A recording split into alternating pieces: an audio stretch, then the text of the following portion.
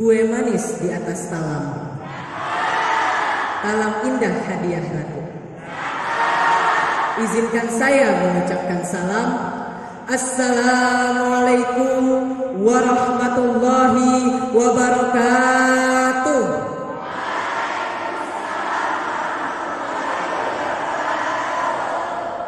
Alhamdulillah, alhamdulillahi rabbil alamin, wa bihi nasta'in ala umurid dunya waddin, wassalatu wassalamu ala ashrafil anbiya'i wal mursalin, sayyidina wa maulana Muhammadin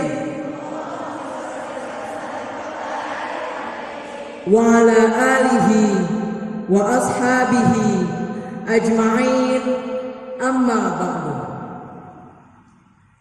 Dewan Juri Lomba Dai Anak Hebat Indonesia yang dimuliakan Allah dan hadirin yang dirahmati Allah.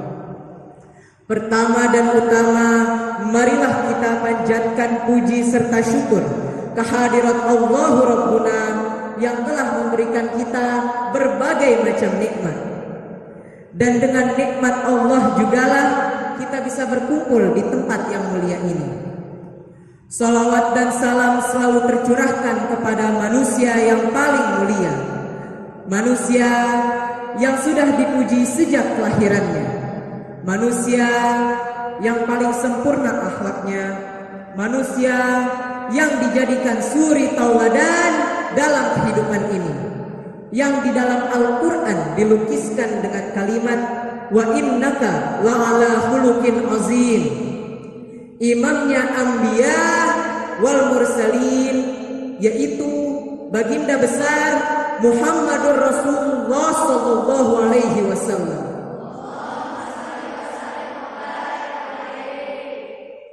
Pada kesempatan tausiah kali ini, saya akan membawakan tema yang berjudul Salat sebagai tiang agama. Dewan juri dan hadirin rahimakumullah. Suatu hari, Imam Al-Ghazali sedang berkumpul dengan murid-muridnya. Lalu, beliau mengajukan sebuah pertanyaan. Wahai murid-muridku, di dunia ini apa yang paling ringan? Muridnya ada yang menjawab kapas, ada yang menjawab angin, ada yang menjawab debu, dan ada pula yang menjawab daun. Kata Imam Al-Ghazali, semua itu benar, tapi yang paling ringan di dunia ini adalah meninggalkan salat fardu. Kalau kita perhatikan dalam hidup ini, apa yang disampaikan Imam Al-Ghazali sangat benar sekali. Kalau saya tanya nih, jumlah umat Islam di Indonesia ini banyak atau sedikit? Kira-kira antara yang sholat dengan yang tidak sholat, banyakan yang mana? Gara-gara pekerjaan, kita tidak sholat. Gara-gara rapat, kita tidak sholat. Gara-gara shopping, kita juga tidak sholat. Ayo ngaku, ada nggak tuh yang kayak gitu di sini? Tapi kalau saya perhatikan, yang hadir di sini wajahnya alim-alim semua, amin. Soleh-solehah semua, amin. Terpancar cahaya wudhu dari wajahnya, insya Allah semuanya min ahli salat, amin ya rabbal alamin. Dewan juri dan hadirin rahimakumullah.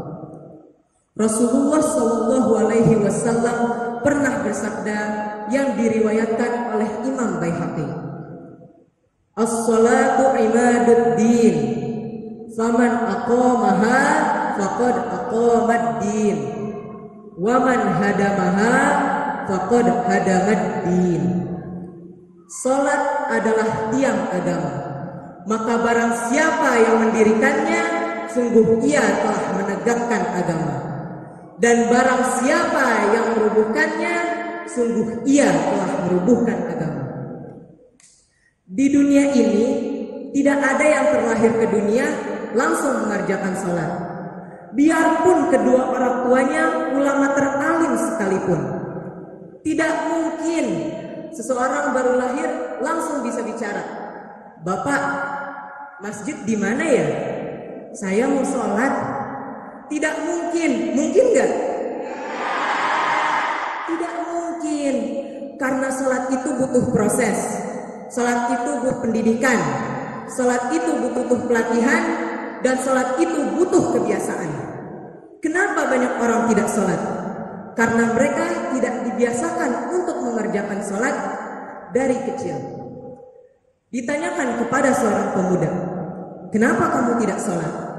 Dijawab, "Nanti saja kalau sudah menikah." Setelah dia menikah, ditanyakan kembali, "Kenapa masih belum sholat?" Dijawab, "Nanti saja kalau sudah punya anak." Ketika sudah punya anak, ditanyakan kembali, "Kenapa masih belum sholat?" Dijawab, "Nanti saja kalau sudah punya rumah." Ketika sudah punya rumah, ditanyakan kembali, "Kenapa masih belum sholat?" Dijawab, "Nanti saja kalau sudah tua."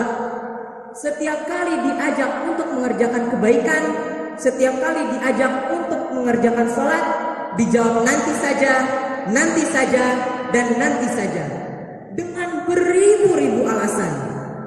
Hal ini sesuai dengan syair yang berbunyi, "Subuh kesiangan, zuhur kerepotan, asar di perjalanan, maghrib kecapean, isya ketiduran."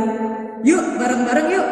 Subuh kesiangan, zuhur kerepotan, asar di perjalanan, maghrib kecapean, isya ketiduran.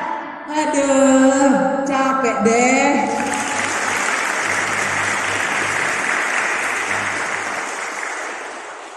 Kebanyakan orang di dunia ini selalu teriak-teriak, "Ya Allah, saya ingin kaya.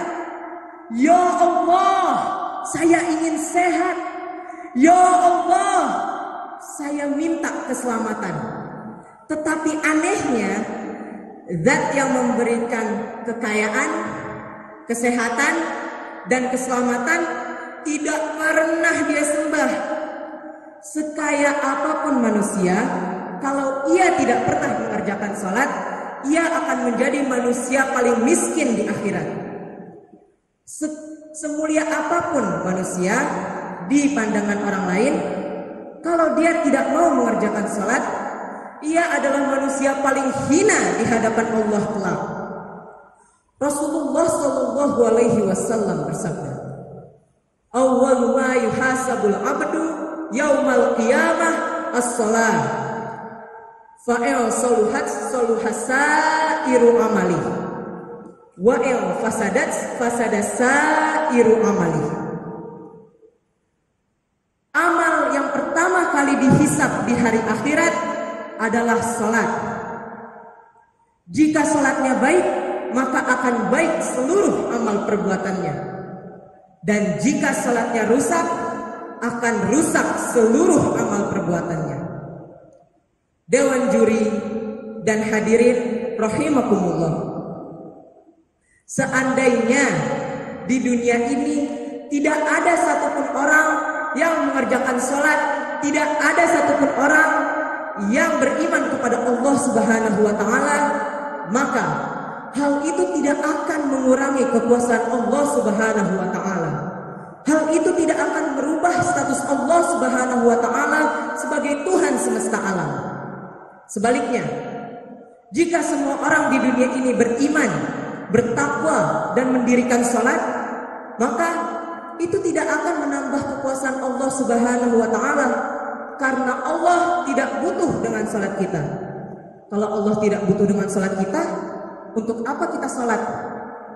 Sholat yang kita laksanakan adalah sebagai wujud penghambaan kita terhadap Allah Subhanahu wa taala dan sebagai bentuk rasa syukur. Allah tidak butuh dengan salat kita, tapi kita butuh salat. Dengan salat, Allah akan menjadikan kita hambanya yang bertakwa. Dan dengan takwa, Allah Subhanahu wa taala akan memasukkan kita ke dalam surganya kelak di yaumil akhir. Amin ya rabbal.